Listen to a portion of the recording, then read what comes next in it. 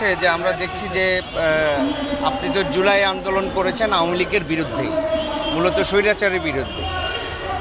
এখন আপনার কথাবার্তা, আপনি কথা বলছেন অনেকটা বলা হচ্ছে যে আওয়ামী লীগের পারপাস সলভ করতেছেন, আওয়ামী লীগের এজেন্ট হয়ে গেছেন, এরকম কথা বলছে মানে আমরা দেখেছি। সেই বিষয়ে কি বলবেন আসলে? আমাদের গণতান্ত্রিক লড়াইকে আমরা কোনো দলের কাছে বিক্রি করে দিছি যে তাদের বিরুদ্ধে বলা যাবে না। আওয়ামী লীগের বিষয়ে যে প্রশ্ন করেছেন, আমরা তো ভোটাধিকারের জন্য যেই এখানে বসে মানববন্ধন অনশন কত কিছু করছি, এটা তো বিএনপির জন্য করিনি। আমাদের অধিকার, আপনাদের অধিকার, সবার অধিকার।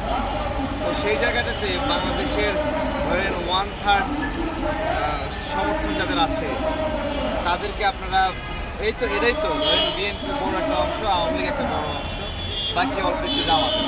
তো এর বাইরে মানে জামাত আজকে যে এই জায়গায় আসছে সেই জায়গায় আওয়ামী লীগ না থাকাতে তো আসছে নাকি আওয়ামী লীগ থাকলেও এরকম হতে পারত। এরকম কোনো একটা রাজনৈতিক দলকে বাইরে রেখে এরকম স্বার্থ হাসিল করা যায়, আমাদের আসলে তাদের স্বার্থ যায় আসে না। আমরা চাই সবাই জনগণকে দেন না ভাই বিচার করতে। হ্যাঁ, আপনি বিচারের মাঠে নামতে দিচ্ছেন না, মুখটা বন্ধ করে রাখবেন, তাহলে কীভাবে হবে? না, আমরা দেখছি যে নাসিরউদ্দিন পাটোয়ারি তিনি হজ করতে গেছেন, উমরা করতে গেছেন সৌদিতে। তো সেইখানে দেখলাম যে সেখানেও মির্জা আব্বাসকে নিয়ে তিনি দেখলাম যে এখনও একজন যে মানুষটা আইসিইউতে আছে চিকিৎসাধীন অবস্থায়, আসলে এই এখনও কেন মির্জা আব্বাসকে নিয়ে পড়ে থাকে কি মনে হয়? রাজনৈতিক জায়গা থেকে বড় মানুষগুলোর পিছনে যারা টোকাই টাইপের মানুষ আছে তারা লেগে থাকে, এটা অনেক পুরনো অভ্যাস।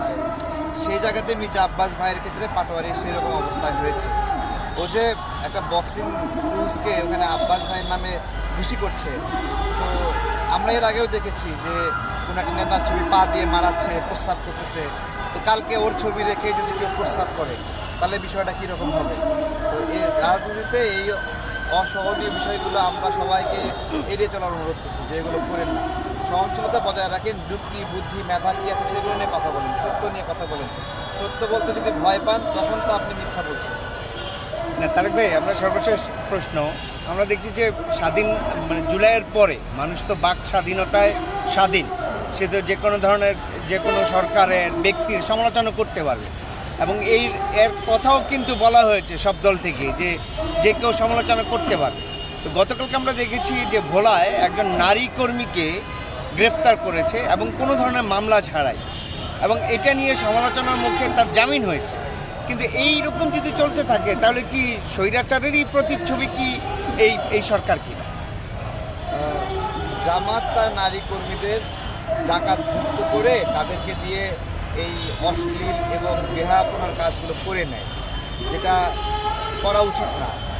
একজন ধর্মপ্রাণ মুসলিম নারী সে তো ফেসবুকই সাধারণত ব্যবহার করে না, সেখানে তারা ফেসবুকিং করে, ভালো কথা ফেসবুকিং করবে, নিজের চেহারাটা লুকিয়ে রেখে ইচ্ছা মতো মানুষকে গালিগালাজ করে, মানুষকে ডিফেমিং করে, নারী হয়ে আরেকটা নারীকে নির্লজ্জ বেহায়া বিভিন্নভাবে বডি শেমিং করা, এগুলো করে। এইটা জামাত একটা আলাদা প্রশিক্ষিত বাহিনী করেছে। সৌদা সুমিনা কি যেন একটা মেয়ে আছে, সেও তার বাহিরে না। হ্যাঁ, এরা এরা এরা জাকাতের অর্থে বাধ্যগতভাবে cyber harassment, cyber bullying, propaganda machine হিসেবে কাজ করছে। এখন তার তো জামিন হলো, এটা একটা সমাধান হলো যে খারাপ কথা বলার কারণে তাকে গ্রেফতার করেছিল। এখন বিষয় হলো যে সে কি খারাপ কথা বলা বাদ দেবে, তাই না? এই জায়গাগুলো সমাধান হওয়া দরকার। জামাত কর্মীরা নিজেদেরকে ইসলামিক দল বলে পরিচয় দেয়, কিন্তু মুখের ভাষা এগুলো আবু জাহেলের বংশধরের মতো এইরকম দেখা যায়, মুনাফিক। হ্যাঁ, আমাদের এই যে মেথুরপল্লীর অশিক্ষিত মানুষগুলো যে এরকমভাবে নোংরা কথা বলে তারা সেভাবে না, না, আমি মেথুরপল্লীর মানুষদেরকেও এরকম নোংরা কথা বলতে দেখিনি কখনো। তারা হইতে পারে মেথুর, বাট জামাতের মতো তারা না। তারা কি সমালোচনা করবে না তাহলে? বা আপনি কি বলতেছেন বাক স্বাধীনতা? সমালোচনা তো করবেই। জায়মার রহমান বাংলাদেশের রাজনীতিতে নতুন, সরদার সঙ্গে যেভাবে লিখছে যে মেয়ের জামাইয়ের সাথে, হ্যাঁ, এগুলো ভাষা নাকি? হ্যাঁ, বাবা মা শিক্ষা দেয় মেয়েদেরকে, অসভ্য বর্বর জাকাতখোর মহিলা। এবং তার জন্য কি তার মানে তাকে কি আইনের আওতায় আনা যায় কি?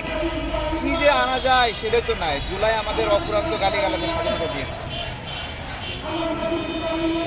আচ্ছা